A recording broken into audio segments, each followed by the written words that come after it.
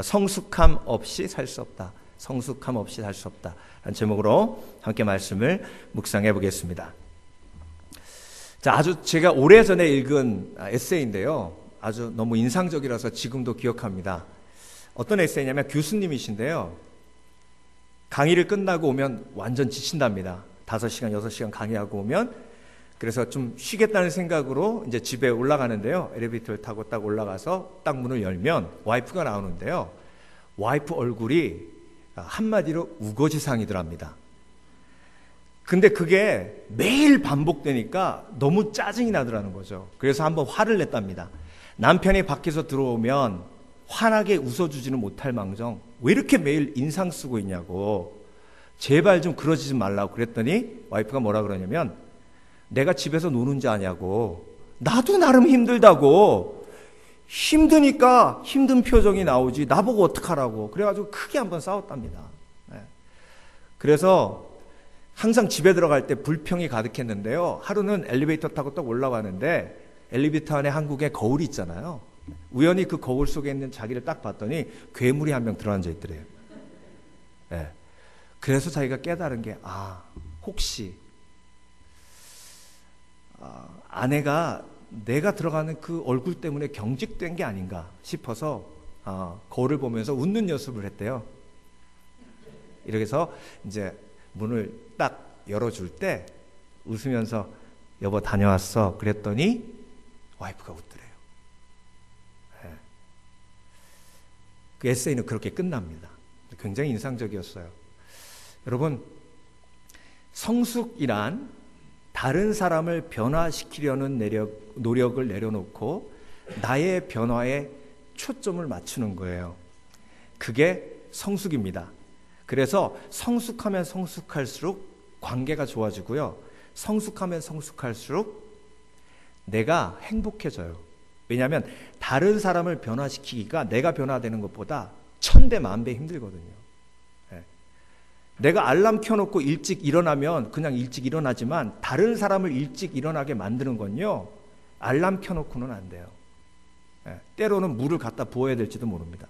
물 갖다 부으면 어떻게 돼요? 그 사람 가만히 있겠어요? 화내죠. 나를 좀 인격적으로 대해달라고 화 안 내겠습니까? 그러면요, 문 잠그고 자요. 그러니까 여러분, 다른 사람을 변화시키는 노력에 10분의 1, 100분의 1만 나에게 돌리면 내가 행복해져요. 그게 뭐냐면 성숙이에요. 야곱은요, 처음부터 끝까지 인생을 살면서 다른 사람을 변화시키려고 노력했던 사람이에요. 약복강에서도 마찬가지예요. 약복강에서 왜 하나님의 천사와 하나님과 씨름했는지 아세요? 그 씨름의 핵심은 그거예요. 형을 변화시켜 달라는 거예요. 형을 변화시켜 달라는 거예요. 나는 충분히 형과 화해할 마음이 준비됐는데 형만 변화시켜 달라고 계속 기도하는 거예요. 그런데 마지막에 환도뼈가 부러지죠. 환도뼈가 부러진다는 건 뭐예요? 내가 무너진다는 거예요. 내가 변화된다는 거예요. 그래서 형 앞에 딱 나타났을 때 다리 절고 나오니까 에서가 죽이려는 마음이 싹 사라지는 거예요. 긍휼히 여기는 마음이 생기는 거예요. 그러니까 여러분, 야곱은요 그렇게 성숙해 갑니다. 야곱이 가장 성숙을 경험한 곳이 브니엘이에요. 약복강. 그리고 오늘 본문에 창세기 48장에 야곱이 이제 죽을 날이 멀지 않았어요. 야곱이 병이 들어 늙어 죽으려고 하는 그 상황 속에 요셉이 이제 야곱을 찾아갑니다. 야곱의 나이가 지금 147세예요. 147세 이제 죽기 바로 일보 직전입니다. 그런데 여러분, 야곱은요 130세가 되어 바로 앞에서도 성숙하지 못했어요. 바로가 어르신 나이가 어떻게 되십니까? 그랬더니 내가 130세를 살았는데요, 내 인생이 아주 그냥 험악하고 힘든 삶을 살았습니다. 여러분, 성숙한 사람은요 자기 인생을 보는 관점이 달라요. 성숙한 사람은요 자기 인생을 볼 때에 그 속에 하나님의 계획을 봅니다. 그래서 성숙한 사람은요 자기 인생이 비록 험하고 힘들었더라도 하나님의 연단하심과 그 환난이 인내가 연단을, 연단이 소망을 낳는 것을 보는 지혜가 있는 사람이에요. 그래서 여러분, 성숙하면 성숙할수록 내 인생을 바라보는 관점이 달라지기 때문에 그래서 더 행복해지는 거예요. 근데 130세가 돼도요, 자기 인생을 험악한 인생으로 바라봤어요. 근데 오늘 본문, 야곱이 요셉에게 자기 인생에 대해서 얘기할 때, 내가 베델에서 하나님을 만나고 하나님이 나에게 약속을 해주셨고 하나님이 그 약속을 이루어 가시더라. 자, 야곱이 자기 인생을 바라보는 관점이 바뀌었어요. 이게 성숙이에요. 여러분, 죄가 없는 인생은 없습니다. 다 인생을 돌아보면 죄가 있어요. 그런데 여러분, 죄가 있음에도 불구하고 우리가 지금 살아있는 이유가 뭐예요? 하나님의 은혜가 있기 때문에 그래요.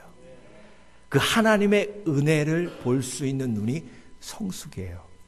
야곱이 지금 130대와는 달리 147세에 죽기 전에 그 성숙을 경험한 거예요. 예. 그래서 그 성숙함으로 요셉을 뭐 하냐면 축복합니다.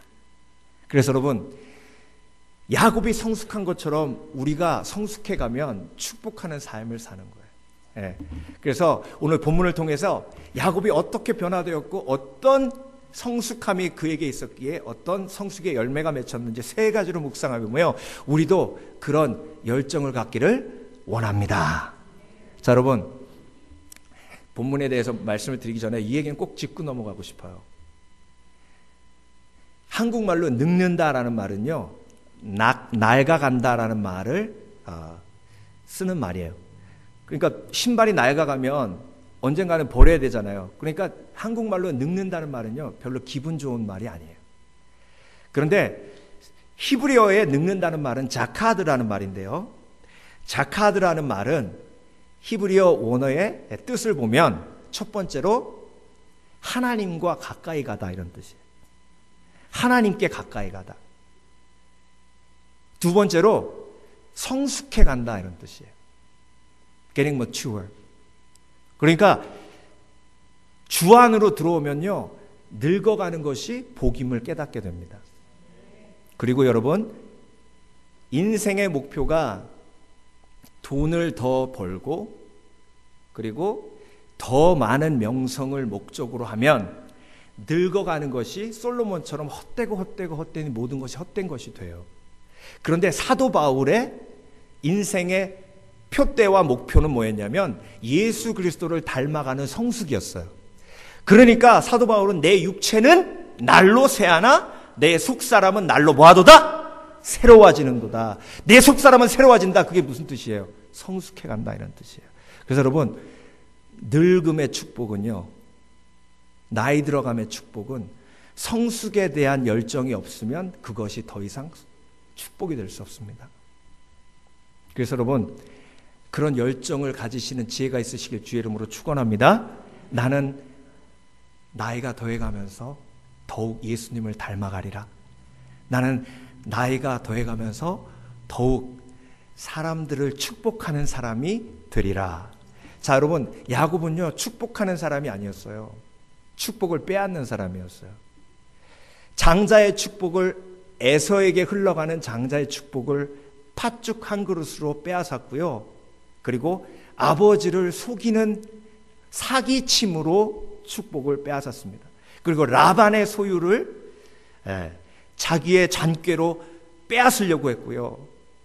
그래서 야곱은 축복하는 사람이 아니라 축복을 빼앗는 삶을 살았던 사람입니다. 여러분, 그래서 성숙이란 경쟁하고 다른 사람의 축복을 내가 쟁취하려고 노력하는 삶에서 다른 사람을 축복할 수 있는 여유가 생기는 삶이 바로 성숙이에요. 여러분, 야곱이요, 처음 바로의 궁에 와서 이제 요셉이 바로 왕을 만나게 해줬잖아요. 근데 아주 이상한 건 야곱은 지금 목동이에요, 목동. 옷도 허름하고, 그렇죠? 양들 막 이렇게 같이 몰면서 여행을 해왔기 때문에 냄새도 났을 거예요. 그런데 그 왕궁에 들어가가지고요, 바로에게 딱 섰을 때 제일 먼저 야곱이 했던 게 바로를 축복한 거예요. 여러분, 바로는요, 우상을 숭배하는 사람이에요. 우상이 가득한 애굽이에요. 그런데 야곱이 그 사람을 축복합니다. 그래서 여러분, 축복이란요, 그 사람이 받을 수 있나 없느냐가 중요한 게 아니라 내가 축복의 삶을 사느냐 안 사느냐가 중요한 거예요. 왜? 마태복음 말씀에 네가 어디 가든지 어느 집으로 가든지 그곳에 가서 축복하라. 그 집주인이 축복받을 사람이면 그 축복이 그 집에 임하거니와 그렇지 않으면 그 축복이 누구에게 가리라? 너에게 가리라. 예. 그러니까 야곱은 그 축복의 원리를 알아갔다는 거예요. 그게 성숙이에요. 그래서 야곱은 바로를 만나자마자 축복한 거예요. 예. 근데 여러분 결론적으로 바로에게 했던 그 축복이 누구에게 갔어요? 이스라엘에게 갔어요. 요셉에게 갔어요. 예. 그래서 여러분 내가 축복하는 삶을 사는 것이 곧 나를 축복하는 거예요. 예. 다른 사람이 복받은 것을요, 내가 그 사람에게 더 큰 복을 빌어주면 그 사람의 축복이 온전하고 충분하면 그 축복이 나에게 오는 거예요. 그러니까 경쟁심이 있고, 그리고 더 나은, 저 사람보다 더 나은 삶을 추구하는 사람에게는요, 축복이 나가질 않아요. 왜? 배 아픈데 축복이 나가요? 배 아파 죽겠는데. 예. 사촌이 땅을 샀는데 축복이 나가요? 배가 아파 죽겠어요. 그러니까 여러분, 축복은요, 하나님이 나를 향한 하나님의 계획이 있다는 것을 믿고 내가 only one이라는 믿음이 있을 때 가능한 겁니다. only one은요, better one과 달라요. only one은 오직 한 개이기 때문에 비교가 필요 없어요. 그런데 better one은요, 나보다 못한 사람이 있는가 하면 나보다 잘난 사람이 항상 있거든요. 그러니까 be the best one, 최고가 되라란 말처럼 인생을 망가뜨리는 말이 없어요. 근데 be the only one 이라는 말처럼 축복된 말은 없습니다. 그러니까 only one이 되면 경쟁이 필요 없어요. 시미밸리 한인교회는요, 시미밸리 한인교회만이 가지고 있는 귀중함이 있어요. 그래서 다우존옥 교회와 우리 교회가 비교될 이유가 없어요. 그냥 우리는 우리예요. only one이에요. 네. only one인데 하나님의 인도하심을 쫓아 나가는 only one이에요. 그래서 여러분, 자녀들을 축복한다는 건요, 야, 옆집에 봐라, 이건 저주예요. 걔는 SAT 몇 점 맞았다더라. 걔는 무슨 학교 다니다더라. 걔는 엄마한테 용돈을 얼마 갖다 준다더라. 이건요, 축복이 아니에요. 네. 우리가 할 수 있는 가장 큰 축복 중에 하나는요, 하나님이 당신을 사랑하십니다. God loves you. 그리고 또 한 가지 중요한 축복 중에 하나는 하나님이 당신은 only one으로 지으셨습니다. special one으로 지으셨습니다. 이게 축복이에요. 그리고 축복의 핵심은 뭐냐면 나의 의견을 나누는 것이 축복이 아니에요. 아유, 오늘 권사님 왜 이렇게 화장이 잘 받았어? 네. 이건 나의 의견이거든요. 그 얘기는 뭐냐면 이전에는 안 받았다는 얘기거든. 그러니까 이게 칭찬인가? 그러면서 어떤 분은요, 아, 땡큐 하는 분도 있고, 어떤 분은 뭐 지금까지 안 받아서 잘? 네. 그러니까 나의 의견이요, 축복이 되기는 쉽지 않아요. 그런데 하나님의 눈으로 그 사람을 보고 말해주는 게 축복이에요. 네. 하나님은 화장이 잘 받거나 안 받거나 당신을 너무나 사랑합니다. 이게 축복이에요. 네. 그러니까 여러분, 하나님이 내 아들, 내 자녀를 어떻게 바라보느냐를 말하는 게 부모님의 소명이에요. 지금 야곱은요, 요셉을 축복할 때 자기의 의견으로 축복하지 않았어요. 하나님이 에브라임과 므낫세를 향한 계획을 가지시고 그 하나님이 그 에브라임과 므낫세를 어떻게 바라보고 계신가를 얘기하신 거예요. 그게 축복이에요. 그래서 여러분, 하나님의 마음을 담아야 축복하는 사람이 될 수 있습니다. 하나님의 마음을 담아야 내 입에서 축복의 말이 나오는 거예요. 그래서 여러분, 성숙의 가장 핵심적인 덕목 중에 하나가 축복이에요. 두 번째로,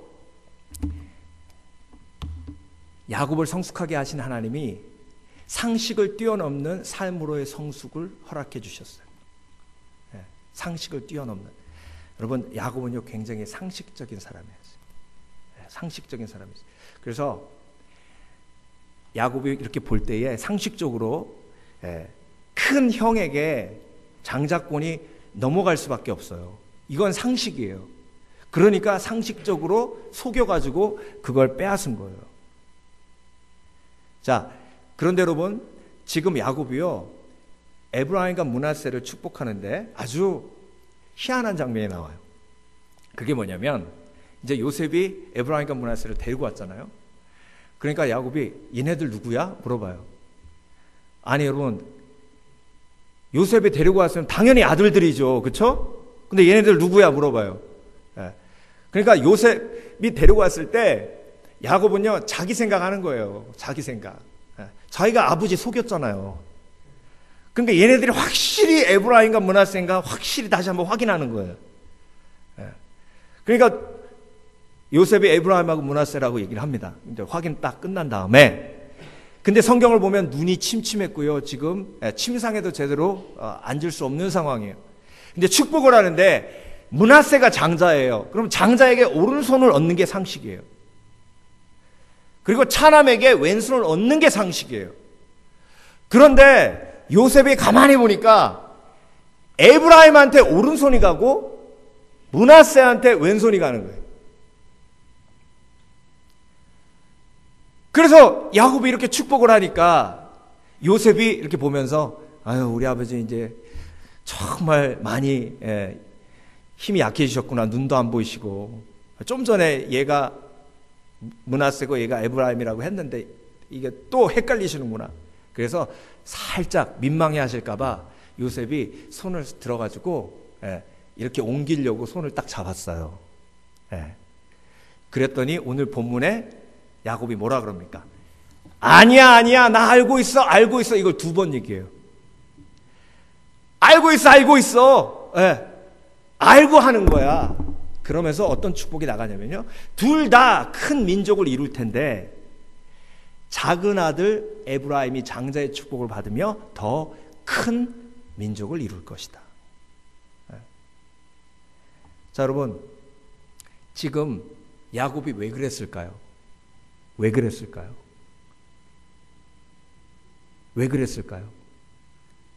지금 야곱이 거의 죽을 때 다 됐지만 성령으로는 가장 충만한 상황이에요. 그걸 어떻게 알 수 있냐? 그의 고백을 보면 알 수 있어요. 야곱은 요셉에게 한 그런 고백을 이전에 한 적이 없어요. 그러니까 성령이 가장 충만할 때예요. 그러니까 성숙은요, 상식을 뛰어넘어 성령의 인도하심에 순종하는 거예요. 그게 성숙이에요. 상식은 뭐예요? 큰아들에게 오른손 얻는 거예요. 작은 아들에게 왼손 얻는 거예요. 그런데 내가 하나님이 아니니까 하나님이 하라고 하시는 대로 오른손을 에브라임에게 얹은 거예요. 이게 믿음이에요. 이게 성숙이에요. 여러분, 믿음은요, 상식의 박스에서 나오지 않으면 믿음의 삶을 살 수 없습니다. 그런데 여러분, 정말 안타까운 건요, 많은 그리스도인들이 상식의 박스에 갇혀서 믿음 생활이 아니라 상식 생활을 하고 있는 경우가 너무나도 많아요. 그러니까 삶이 지루한 거예요. 그런데 그 상식에서 벗어나 믿음으로 나아가면요, 하나님의 계획대로 놀라운 일들을 일으키십니다. 보세요. 아브라함부터 므낫세, 에브라임까지 5대예요. 자, 보세요. 하나님 어떻게 역사하셨는지. 아브라함의 첫째 아들은 누구예요? 이스마엘이에요. 그런데 장자권은 누가 받았어요? 이삭이 받았어요. 이삭의 첫째 아들은 누구예요? 에서예요. 그런데 장자 축복은 누가 받았어요? 야곱이 받았어요. 야곱의 첫째 아들은 누구예요? 르우벤이에요. 근데 장자 축복은 누가 받아요, 지금? 요셉이 받아요. 요셉의 첫째 아들은 누구예요? 므낫세예요. 그런데 장자 축복은 누가 받아요? 에브라임이 받아요. 5대에 걸쳐서 이런 일이 벌어졌어요. 그러면 이 5대에 걸쳐서 하나님이 이런 역사를 이루시는 이유가 뭐예요? 무슨 얘기를 하고 계시는 거예요? 나는 상식으로 역사하는 하나님이 아니다. 나는 믿음으로 역사하는 하나님이다. 나를 한 박스에다 가두지 마라. 나를 상식에다 가두지 마라. 나는 은혜로 역사하시는 하나님이다. 여러분, 은혜는요, 상식으로 이해가 안 돼요. 탕자가 창기와 놀아나서 돈을 다 허비하고 들어왔어요. 아무리 큰 아들이 보고 상식적으로 생각해도 이해가 안 돼요. 광에다 묶어놓고 두드러 패도 시원찮을 바에 아니 자색 옷 입혀주고 가락지 껴주고 신발 신기고 잔치까지 벌려요. 이게 이해가 되세요? 이해가 되시냐고. 그런데 은혜라는 단어가 들어가면 마음이 열려요. 은혜는 상식으로 이해가 안 되는 겁니다. 왜? 왜 예수님이 십자가에 못 박혀 나를 위해 죽으셨어? 참 웃기네. 그분이 뭐라고? 네. 아니 우리 아버지도 나 위해 죽을까 말까인데 그 사람이 나를 언제 봤다고 날 위해서 십자가에 못 박혀 죽으셨대. 2000년 전에. 아이고 참나 별 웃긴 소리를 다 하네. 상식적으로 말이 되는 소리를 해야지. 맞아요. 상식적으로 말이 안 돼요. 어느 학교에 한 학생이 있는데 재정적으로 너무 힘든 거예요. 고아로 자랐어요. 그런데 등록금 낼 때만 되면 계속 누가 와서 등록금을 내줘요. 그래서 아니 그런 사람이 어딨나. 졸업할 때까지 등록금도 내주고 책값도 내주고 용돈까지 줘요. 이상하다. 아니 나한테 왜 이런 은혜를 베풀지? 이유가 뭐예요? 나중에 알고 봤더니 어렸을 때 나를 갖다 버린 어머니예요. 그럼 이해가 되시죠? 이해가 돼요.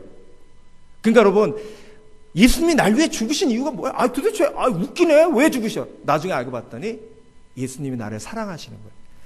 나를 지으신 하나님이에요. 네. 그러니까 은혜는요, 그분의 사랑을 알아야 받아들일 수가 있는 거예요. 네.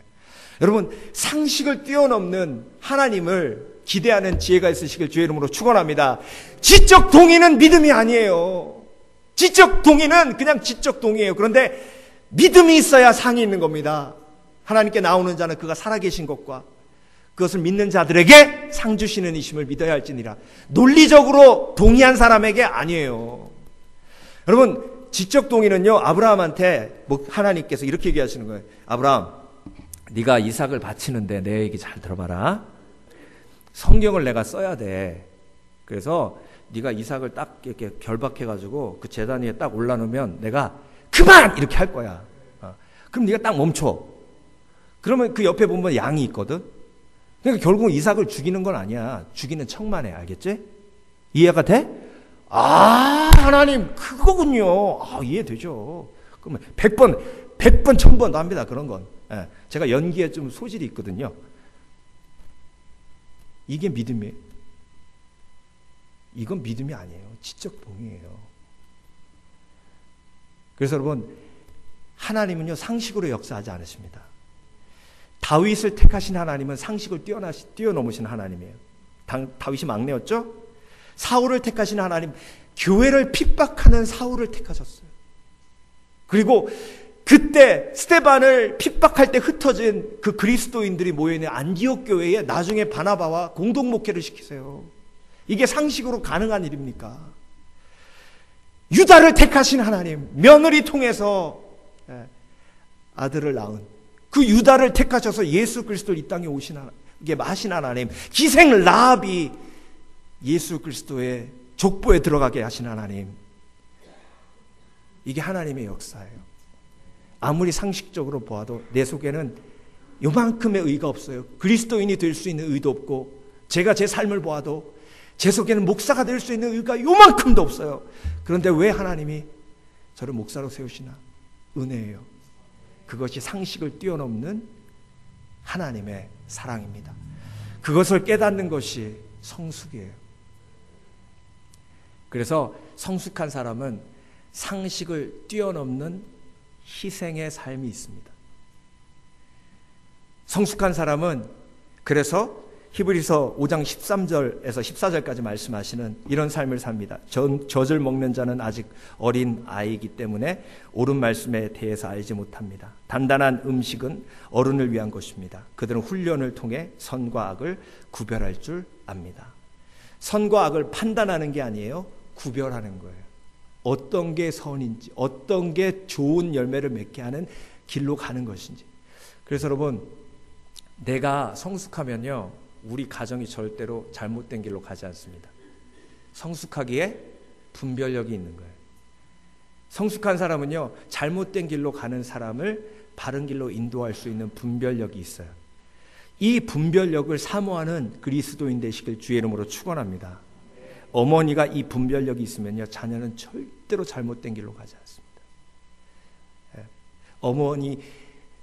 어거스틴의 어머니 모니카가 이런 분별력이 있었기 때문에 교회 역사에 기 남는 어거스틴이 있었어요.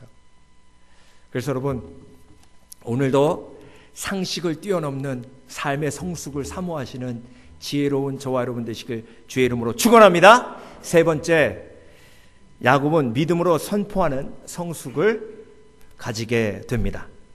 자, 창세기 48장 21절 22절을 읽어드릴게요. 이스라엘이 요셉에게 또 이르되 나는 죽으나 하나님이 너희와 함께 계시사 너희를 인도하여 너희 조상의 땅으로 들어가게 하시려니와. 자, 여러분, 지금 야곱이 상식적으로 자기가 알고 있는 하나님을 얘기하고 있는 거예요? 아니면 믿음으로 얘기하고 있는 거예요? 믿음으로 선포하고 있는 거예요. 근데 될 것이야 될지도 몰라라고 했어요? 아니면 확신을 가지고 하나님이 너희 조상의 땅으로 들어가게 하실 것이다라고 선포하고 있어요? 하실 것이다라고 선포하고 있는 거예요. 그래서 여러분, 성숙하면 성숙할수록 말씀의 확신의 선포가 그 속에 들어있습니다. 예수님이 당신을 사랑하실 것 같아. 이건요, 벌써 내 속에 확신이 없는 거예요. 하나님이 나를 사랑하는지도 모르는데 당신을 사랑하는지 어떻게 알아요? 내가 보기엔 내 아들이니까 하나님이 사랑하시는 것 같아. 부모님이 왜 그렇게 얘기해요? 나한테도 확신이 없는 거예요. 근데 야곱이 지금 요셉이 팔려갔을 때만 해도요, 벤자민 데리고 가야 된다 그러니까 유다가 뭐라 그랬냐면 차라리 나를 죽여라. 벤자민까지 이르면 나는 수올, 지옥에 빠져서 그냥 죽어버릴 거야. 이렇게 말했던 사람이 야곱이에요. 그런데 마지막 하나님의 은혜를 경험하고 요셉을 예비하신 하나님을 경험하고 그 속에서 성숙한 야곱의 신앙이 꽃을 피우는데 그 꽃이 바로 믿음의 선포예요. 여호수아와 갈렙이 성숙한 이유가 뭐예요? 믿음의 선포가 있었습니다. 자녀에게 가장 필요한 것이 믿음의 선포예요. 하나님이 너를 사랑하시고 하나님이 너를 붙들고 계셔. 장난하는 게 아니라요, 정말 심각한 표정으로 그 눈을 맞추며 하나님이 너를 사랑하지. 하나님이 너를 붙들고 계셔. 1000번 넘어져도 1001번 하나님이 일으켜 주셔. 엄마가 그걸 어떻게 알아? 나는 널 위해 기도하는 파수꾼이니까. 그러니까 여러분, 야곱이 아버지잖아요. 아버지로서 죽기 전에 마지막 부르심을 다하는데 그게 뭐예요? 축복이에요. 그러니까 부모님으로 부르심을 받았다는 건 자녀를 축복하는 부르심이 있다는 거예요. 그 부르심이 있다는 건 축복하는 권세가 있다는 거예요. 그러니까 그 권세를 사용하셔서 자녀들을 마음껏 축복하시는 지혜가 있으시길 주의 이름으로 축원합니다. 지금까지 안 해오셨던 분은요, 하는 게 힘들어요. 변화를 두려워하면 성숙은 없습니다. 모든 성숙은요, 변화로부터 시작해요. 변화를 두려워하고 변화를 귀찮아하면 성숙은 멈춘 겁니다. 제가 150년 된 나무 사진을 우연히 보게 됐는데요. 150년 된 나무인데 꽃이 피는 거예요. 그게 왜 이상해요? 150년 됐는데 꽃이 피어요. 이거는 150년 돼도 나무가 뭐 하고 있다는 거예요? 살아있다는 거예요. 여러분, 나이가 들어서 내가 죽지 않았다고 해서 죽지 않은 게 아니에요. 내 얼굴에서 아름다운 꽃이 피지 않으면 이미 죽은 거나 마찬가지예요. 인자하신 어르신들의 미소가 얼마나 젊은 사람들의 마음을 녹여주는지 아세요? 아이고 목사님 나는 그냥 이렇게 살다 죽을래요. 언제 이루고 있어요. 그러니까 이미 죽은 거예요. 꽃이 안 피는 150년 된 나무는 아름답지 않아요. 그래서 여러분 주 안에서 내가 성숙해 가는 것이 내 인생의 목적이 될 때에 1년, 2년 내가 나이 들어가는 것이 하나님의 복임을 깨닫게 되는 겁니다. 그래서 늙어갈 수 있는 용기가 믿음으로부터 오는 거예요. 근데 그 용기가 없는 분들은요, 늙으면 죽어야지 그래요. 우리는 뭐라고 얘기해요? 자카드 하면서 성숙해가며 하나님께 가까이 가는 거예요. 그것이 하나님의 은혜입니다. 오늘 말씀을 마무리하면서 제가 들었던 아주 감동적인 이야기 한 가지 나누면서 말씀을 마무리하겠습니다. 제가 아주 좋아하는 목사님인데요. 그 목사님도 지금은 뭐 아주 너무 성숙한 목회를 하고 계시지만 목회 초기가 있잖아요. 초기. 예. 그 담임 목사 된 지 뭐 2번째인가 3번째인가 하는 예배 속에서 이제 너무 긴장을 한 거예요, 이분이. 너무 긴장을 해가지고 예배를 막 인도하는데 이제 설교 끝나고 이제 광고하는데 자꾸 사모님이 이러고 사람들이 이러더래. 그래서 왜 저러나. 그러고 이제 축도를 딱 마치고 저 뒤에 가가지고 이제 인사하시려고 딱 서 있는데 교인들이 축도 마치고 안 움직이고 나오질 않대요. 그래가지고 이게 무슨 일인가 싶었는데 한 집사님이 나오시더니 귓속말로 목사님이 헌금을 잊어버리셨어요. 그래서 그때 너무 하늘이 노래지면서 벌써 저기 서 있는데 어떻게 해야 되지? 어떻게 해야 되지? 다시 올라가서 여러분 죄송합니다. 헌금을 다시 해야 되나? 아니면 그냥 무시하고 넘어가? 아니면 나가시면서 나한테 주고 헌금을 가시라고. 그러니까 아주 하얗게 된 거예요. 그때 아주 연세가 지긋하신 원로 장로님이 딱 일어나시더니 박수를 막 치시면서 우리 교회에 처음 부임해 오신 젊은 목사님 정말 훌륭하십니다. 예. 돈을 휴지 조각같이 여기시고 돈에 대한 욕심이 하나도 없으신 목사님. 아주 훌륭하십니다. 박수를 하니까 교인들이 다 웃은 거예요. 다 웃은 거예요. 그때 목사님이 정신을 딱 차리고 다시 강단에 오셔서 여러분 죄송합니다. 제가 초짜라 실수했습니다. 지금 다시 헌금하겠습니다. 하고 다시 헌금을 하셨다. 그러면서 저한테 뭐라고 그러셨냐면요. 그 원로 장로님의 아름다운 미소를 평생 잊지 못한다는 거예요. 이게 성숙이에요. 성숙. 그 작은 미소가 한 목회자의 목회의 방향을 축복으로 이끌어 주셨다고 하면 너무 과장한 걸까요? 여러분 우리가 사모해야 되는 것이 그거 아니겠습니까? 그리스도 안에서. 그래서 사도 바울은 에베소서 4장 15절에 오직 사랑 안에서 참된 것을 하며 범사에 그에게까지 잘할지라 그는 머리니 곧 그리스도라. 빌립보서 2장 12절 그러므로 나의 사랑하는 자들아 너희가 나 있을 때뿐만 아니라 더욱 지금 나 없을 때도 항상 복종하여 두렵고 떨림으로 너의 구원을 이루라. 구원을 받으라가 아니에요. 구원을 이루라. 그 얘기는 무슨 뜻이냐면 구원은 성숙해가는 과정이고 성화되어가는 과정이라는 것이에요. 내가 성숙을 포기하고 성화를 포기했다면 내가 구원받지 못했을 수도 있습니다. 성령이 임한 사람은 절대로 성숙되는 걸 포기하지 않습니다. 성령이 임한 사람은요, 예수 그리스도를 닮아가는 삶을 절대 포기하지 않습니다. 그리스도인은 정말 떵떵거리는 삶을 포기할 수 있어도, 그리고 정말로 사람들에게 인정받는 명예로운 삶을 포기할 수 있어도 성숙되어지고 변화되는 삶은 포기할 수 없습니다. 그런 은혜를 누리신 저와 여러분 되시길 주의 이름으로 축원합니다. 기도하겠습니다.